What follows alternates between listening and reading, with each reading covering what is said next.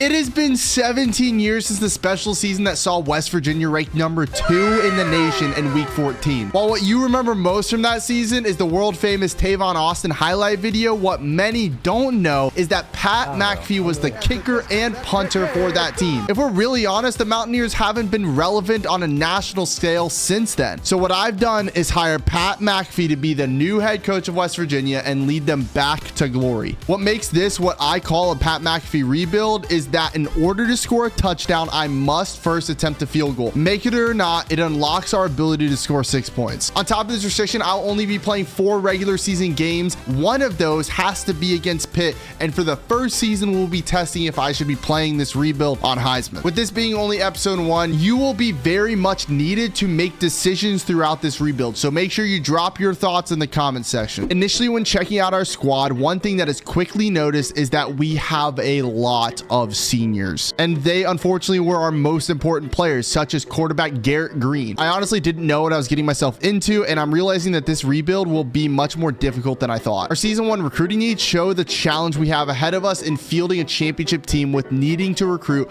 a player at every position except for 5. On top of this, we have a challenge facing us in that only 13 recruits are interested in us. With having over 20 seniors graduating and this being my first dynasty of college football 25, I am feeling a little overwhelmed. If you guys have any recruiting tips, please let me know. I would greatly appreciate it. Looking at our schedule, there are a lot of games that stick out to me. 2 games I will for sure play will be Pittsburgh and our season ender, Texas Tech. But I'm interested in potentially playing any of the Oklahoma State, Iowa State, Kansas State, and Arizona games. We'll make a decision closer to those weeks actually happening. In our first game, it seems like we lost to Penn State 42-14. I expected to lose, but not this badly. After just 1 week of recruiting, the 4-star quarterback that we are recruiting wants to schedule a visit. Let's go ahead and get him on campus when we play Iowa State. In week 2, we'd blow out an FCS East opponent, which was expected. 2 more recruits would be ready to plan visit as well, so we'll schedule them for Iowa State week. But now it's time to actually play some football. Our first game of the dynasty would be against our arch rivals Pittsburgh, and we would quickly identify Jaden Bray as the most dynamic player on our team. We'd make our first field goal of the dynasty and set out to play defense for the first time on Heisman.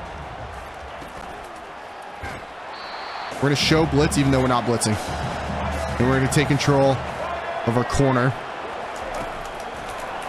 No. A direct snap is insane. Despite feeling a little comfortable with playing defense, it wouldn't take long for Pittsburgh to burn me on an RPO.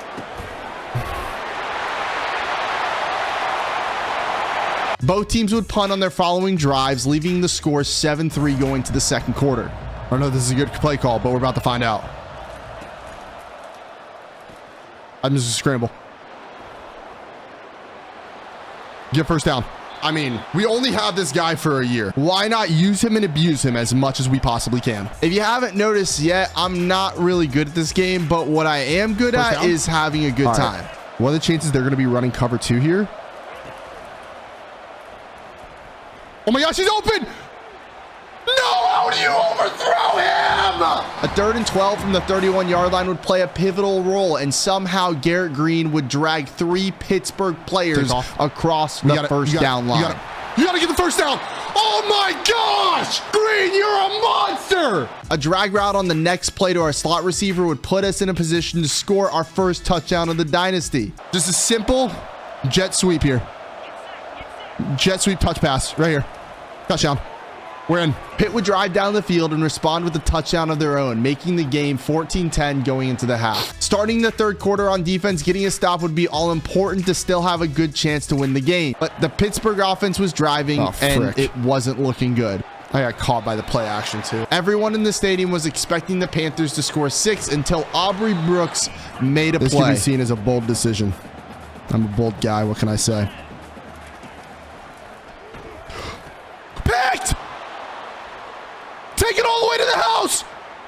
Take it all the way to the house!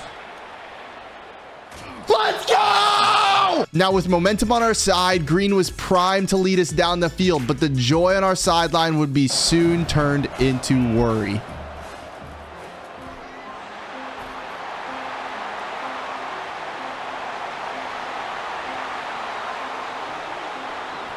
A A pick six would have us down 11 and needing to put a drive together to stay in the game. However, just 2 plays later, Garrett Green would fumble the ball. Our defense would hold them only to a field goal, which would keep hope alive, only being down 2 scores going into the fourth. The team's willingness to not give up would be seen as we would drive the ball down the field in less than a minute to make it a 7-point game. Let's go. We're in for 6. Let's go. Come on.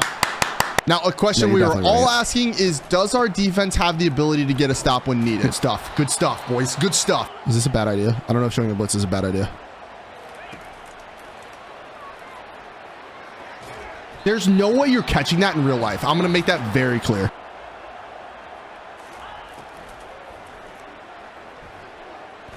Let's go! What a stop! Getting the ball back with 3:16 left in the game was ideal, but getting sacked on the first down wouldn't be what we had drawn up. Needing a first down, Green would find his favorite target this season, Bray, to give a fresh set of downs and an opportunity to drive down the field and tie the ball game. Being able to fit that right where he can catch it easily, not even having to worry about the defender, that's what we're talking about, baby. We're taking off. We're taking off. We're taking off. Throw a block.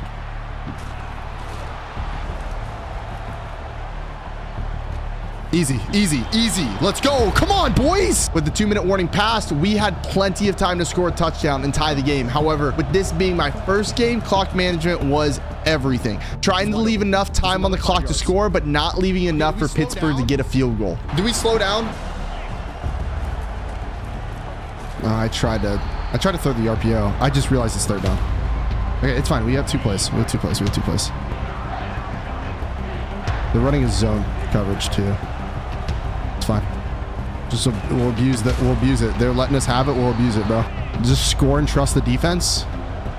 I don't know if that's the call. I'm gonna try to score on this play, but if we don't, it's okay. We'll still have 2 more plays to do it.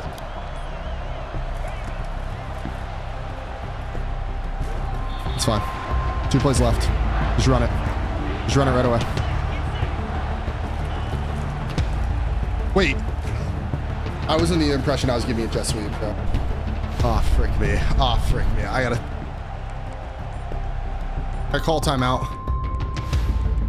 Why can't I call timeout? How do I call timeout? How do I call timeout? Is there any way to call timeout right now? What do I gotta do to call timeout? I can't call. I gotta call another one. You already called one? You can call another one. You can't unsportsmanlike? You can't call back-to-back timeouts? In what world? I've seen people in the last second of the game call back-to-back-to-back timeouts. What do you mean you can't? Are you kidding me?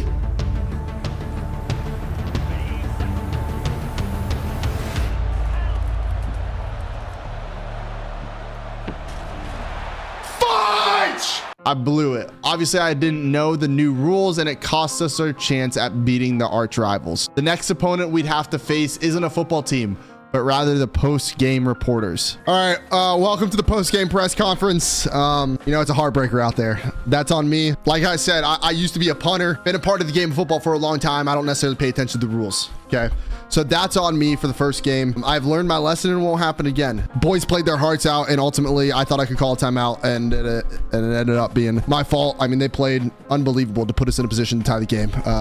For the last play of the game. Any questions? Question, why don't you know the rules? I'm Pat McAfee, bro. You think I know the rules? What positives can you take from the game? Hey, that's actually that's a great question. Honestly, I think resilience, the intangibles really from this team, the resilience, the fight, the will to win, the never backing down, never giving up. How do you plan to get 5 the ball more? I mean, the dude's a dog. You saw it out there today. He's the reason that we had a chance to be in this game. We'll go back to the drawing board, probably make a couple new plays going into our next game to give them the ball more, honestly. Over the next 2 weeks, we'd be able to schedule 8 visits for recruits to come to the Kansas State game, along with bouncing back with strong wins, 34-28 versus Kansas and a 42-35 win versus Oklahoma State. Being 2-0 in the Big 12 to start was better than I expected, so a win versus Iowa State would be massive in hopes of staying in the race for the conference championship. Our offense would start off cooking hot, going down the field on the back of Jaden Bray.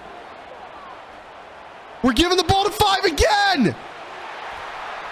and he's off to the races. Unfortunately, we'd missed our Pat McAfee field goal, keeping the game scoreless. On our first defensive drive, our front seven wanted to role play the Iowa State running back being Moses and themselves as the Red Sea, parting right down the middle. Our defensive backs must have not gotten the memo that the COVID crisis was over and social distancing wasn't a thing anymore. A 3-and-out from the offense would give Iowa State the ball back, and I was truly beginning to believe our defense really didn't want to play. We'd go down 14-0 just at the start of the second quarter.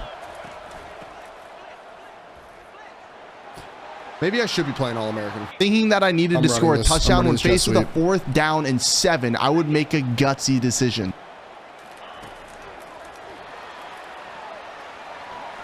Frick!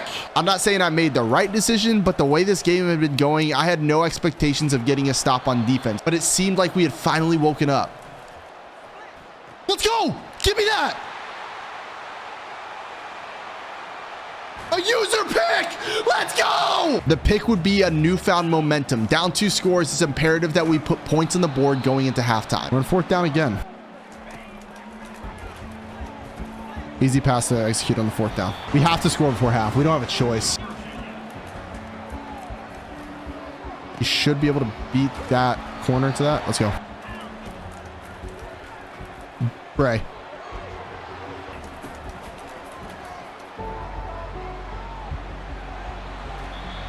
Let's see what's up here. I mean, that's... Dang it. I thought we were going to be able to get somewhere with that. Okay. Clements on the corner. Frick me, dude. I suck. I freaking suck. Luckily, it's a straight up field goal, so as long as we hit it accurately, we should be fine on this, but yeah, we're gonna have to kick a field goal. I don't know if that makes it. Frick me, dude. Fudge. Down 14-0 to start the second half. We needed a massive stop by our defense to not make the hole we were in any bigger. It's 3rd down. Hold on. Massive 3rd down.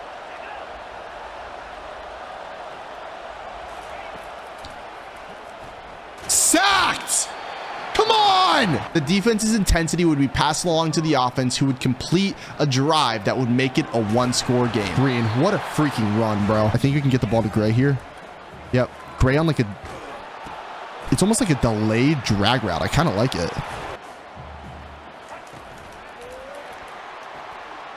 In the end zone. In for 6. Let's go. Another sack on 3rd down would give us the ball back and an opportunity to tie the ball game going into the 4th quarter. I mean, blitzing on 3rd down has been our MO this second half, and it's been perfect for us. He's wide open. Oh my gosh. Bray is our man. Okay, I'm going to run it inside zone and see if we can just get like 6-7 yards here. Or 1st down. Let's go, baby. Come on. Easy touchdown. Let's go. Iowa State wasn't ready to lose just yet, and they'd retake the lead despite not having any real drives since the beginning of the second quarter. No! With a little over 2 minutes remaining in the game, we were in a very similar situation to our game against Pittsburgh. We needed to clock manage properly. Give the ball to 5. Let him do work. Let him do work. Let him do work. Let him do work. Give the ball to Bray. It's 3rd and 3. Bro, it's 3rd and 3. It's 4th and 3. It's 4th and 3. Just give the ball to 5. Let him do work. Let 5 do work. What are the chances he's able to beat this? That's actually really good coverage. Oh, square was open. It's fine. I don't know why on 3rd down I'd do anything different than this. Just easy 1st down. All right, we've been in this position before, fam. How are you not in the end zone? Let's go! Come on! Now, with only 26 seconds left, all we had to do is not let them go down the field for a field goal. Something I was pretty confident of the way our defense had been playing the second half. I'm down with that. I gotta be careful. They're not that far.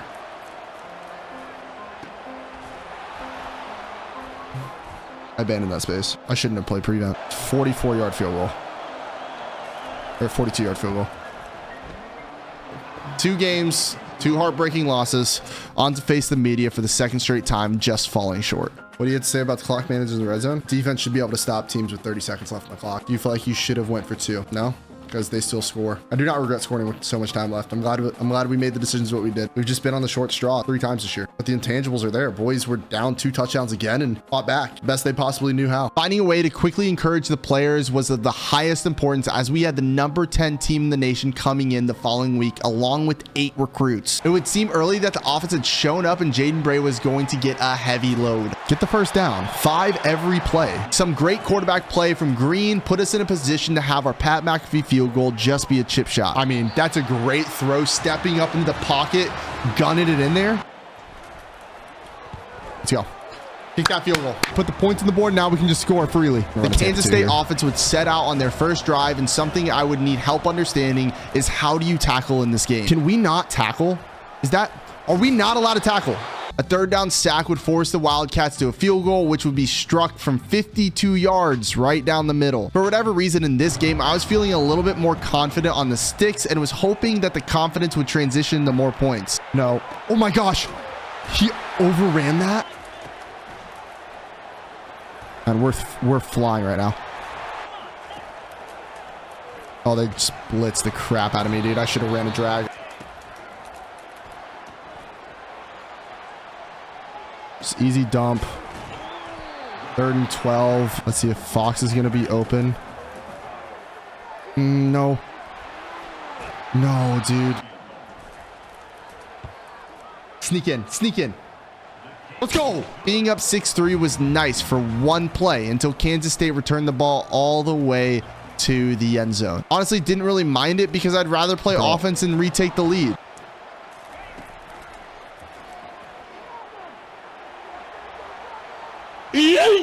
Just a suggestion, throwing the ball into quadruple coverage isn't a good idea, and it led us to be down 17-6 when leading only minutes ago. Not gonna lie, I'm loving this challenge on Heisman. Every game is close, and being forced to pay attention on every play makes it even more enjoyable. We'd go down and score to cut the deficit to only 4 on the back of a very efficient drive. Give the ball to 5. Get in the end zone.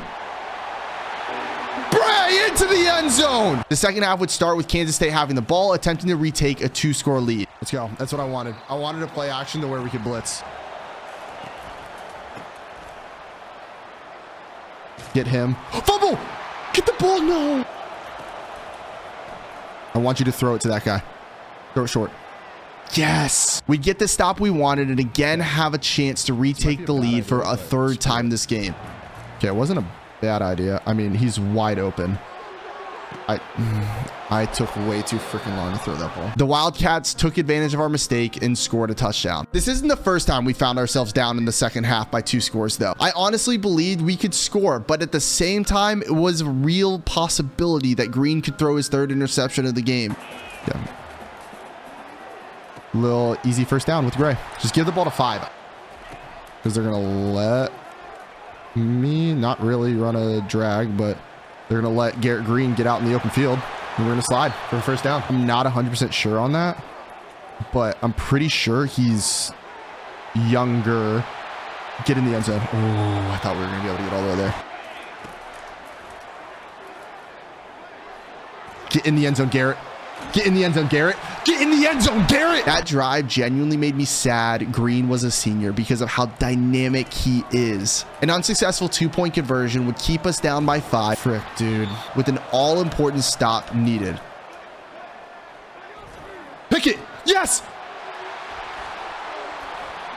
Get moving. Let's go! When plays were needed to be made, Green would be looking for Bray to make critical catches. And we're going to put Clement on a slant to block for us once we get across the field. And then Clement's going to be blocking for us. Almost. It would be on 3rd down and goal when we would retake the lead. Touchdown, Bray. Now, there was still plenty of time left in the clock, so it was imperative to not do anything stupid. This man is carrying your team. He is. That's why we keep on giving him the ball, because he's what some would...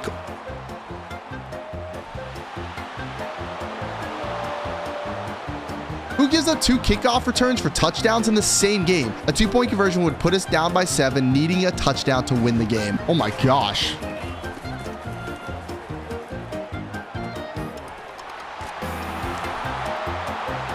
It's over is what you are probably thinking, but then something I've never seen the Heisman computer do before happened. Oh my gosh, bro. What are the freaking chances? Wait, you're going for it? Wait, hold on. It is 4th down and you are going for it? Oh my gosh, they gave us the ball back. Oh my gosh, they gave us the ball back. Oh my gosh, it's not over. Ladies and gentlemen, we still have a football game. We would be given a lifeline, a chance to tie this game up. Could we do it? You gotta get a 1st down, bro. Gray, come on. Okay, I know this is a little bit riskier, throwing him on a slant, but I got to.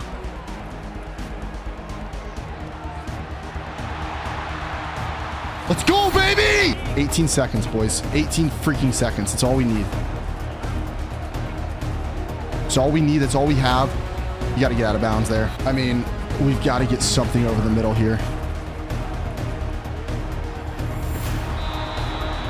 I don't know how we're not holding on to that.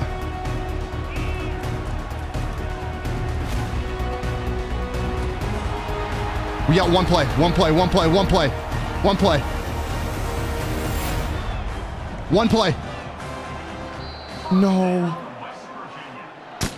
This is insanity. At this point, I think College Football 25 is letting the game stay close on Heisman difficulty just so that I don't go down to All-American. Do you guys think we should move down in difficulty or stay up at Heisman next season? Following this game, we were able to get a couple commits and upgrade our coaching abilities. A couple more commits would come in the next week and learn that we beat Arizona 41-28 the week before, meaning if we could just win 2 of our last 4 games, we'd make a bowl game. At this point, there is nobody left to recruit unless y'all know something I don't. A win against Cincinnati, where we just squeaked by, would give me confidence that we could be going into the game against Texas Tech at 5-2 in conference play. This would give us an outside chance to get into the conference championship game, but unfortunately we would lose to Baylor 31-25 at home and then get blown out by UCF 56-17. This meant going into Texas Tech, we must win to just be bowl eligible. The Red Raiders are also ranked the number 5 team in the nation, so the pregame pep talk to the team had to be perfect. Boys,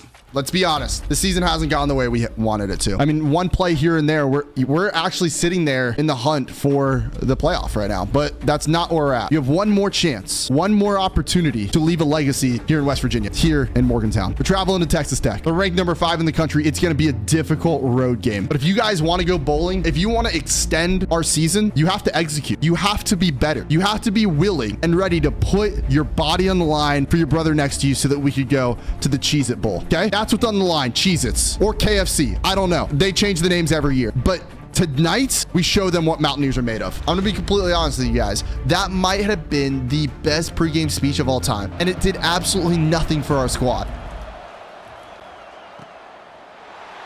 You might be asking who even was that throwing the pick. It was our backup quarterback because Garrett Green had a broken arm. He read that? You're reading that? With the player under center, who probably played the game against UCF where we were embarrassed, I had to rely on the run to try to get us back into the game. Get on the outside. Touchdown. Touchdown. You got to hold that block, 84.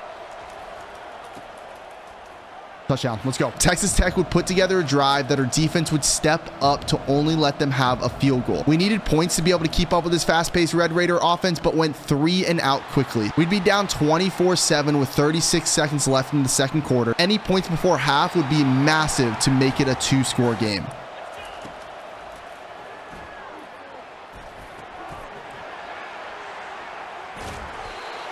All right, we got one more play to try to get a little bit further down the field.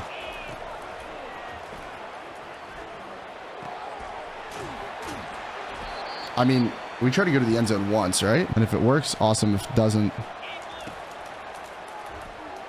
I mean, thank you for the touchdown.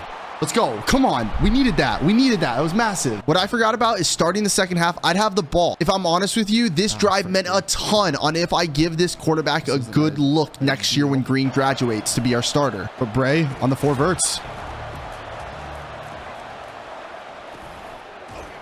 Honestly, I'm not punting it. That's a first down, right? Let's go.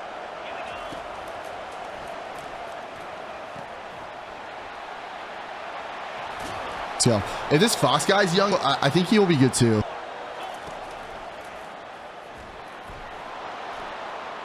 In the end zone. Ooh. Hey, I executed my first good RPO. Come on, Bray. Get across. Wow. We are back in this game and back with a chance to make a bowl game. Being able to make a bowl game in our first year would be so important to me. Texas Tech would make their way into the red zone, and we needed our defense to just hold them to a field goal. That's what an air raid the offense looks like. Okay.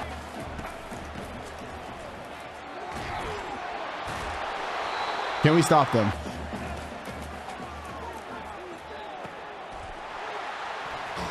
Get him. Oh my gosh, that's so lucky that he broke that tackle and ended up behind the line. Mission a success. Now we have an opportunity to come back from 17 down and take the lead. Simple, smart, and efficient throws by our backup quarterback is what led us down the field.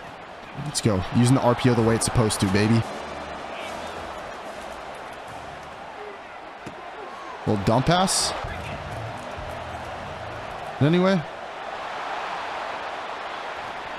Ooh, it's a little spin move. I'm going to try to bounce this outside if I can.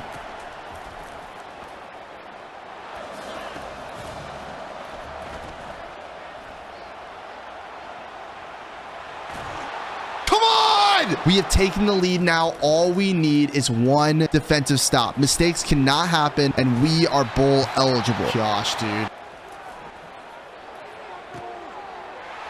That's honestly the best thing that could have happened, to be serious. If they don't score on this, then all we have to do is score a touchdown. We have three timeouts. Correct, they got it. But seriously, like we weren't gonna stop them. So they were either gonna score a game-winning field goal or this. Tough. But like I said, we now have plenty of time to march down the field and tie the game. I'd rather it be in my hands to end the game rather than Texas Tech's.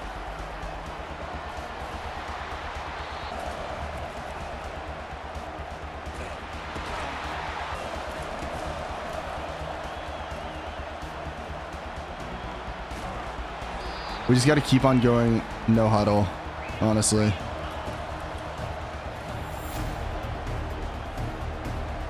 Oh, I didn't think that guy was following it. Okay, we got 3 timeouts, so we've got a long way to go.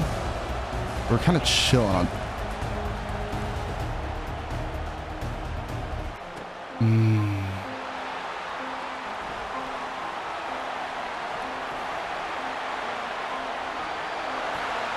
Painful. We'd end our first season 5-7, 0-4 while playing the games, and with a massive offseason ahead of us. Kansas State would end up as national champions, and now to find out how many players we have departing the program. 1, 2, 3, 4, 5, 6, 7, 8, 9, 10, 11, 12, 13.